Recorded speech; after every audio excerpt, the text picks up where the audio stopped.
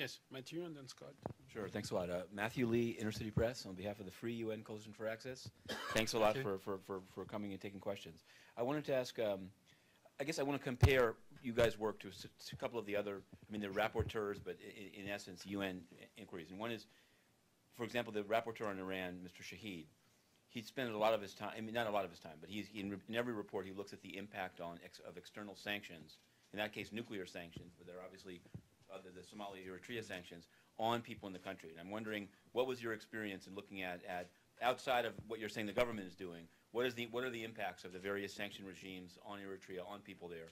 And also Mr. Darusman for DPRK, he looks at the impact on North Koreans outside of the country in terms of how they're being treated. And so I understand what you're saying is the basis of people leaving, but what does your report, or do you view your mandate as also including how the mistreatment or abuse or defrauding or in fact killing of Eritreans that are trying to migrate as people do from Mexico? There are other countries that people are migrating from as well. But so could you see both sanctions and treatment outside of the country?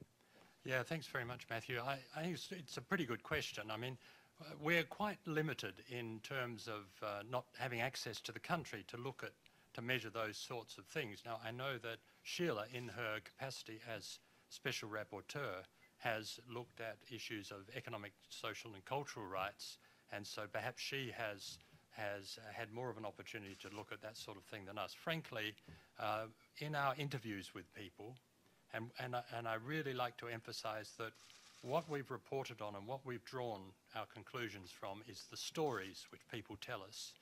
Frankly, the economic side of it has not been a significant factor. What people have talked about, they haven't said, oh, we couldn't get this, we couldn't get that because of sanctions. What they're saying is that we get put into training at the age of 17 and our dreams are destroyed because we have no future. That's the story that we're getting, and that's why they say they're leaving the country. But Sheila, do you want to say something? Just very briefly to say that the sanctions in Eritrea are very specific. There's an arms embargo. There is a 2% tax issue. In my research, what I have found that these do not impact directly on the people who are leaving. Probably the one thing which I would like to bring to your attention is the fact that most of the people I have spoken with do say that if there were no remittances directly to their families, it would be very difficult for them to live.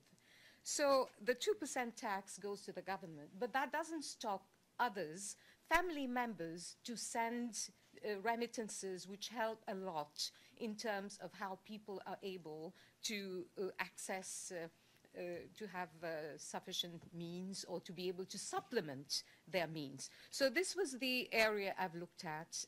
I haven't really seen the direct impact of sanctions on the fact that people were leaving.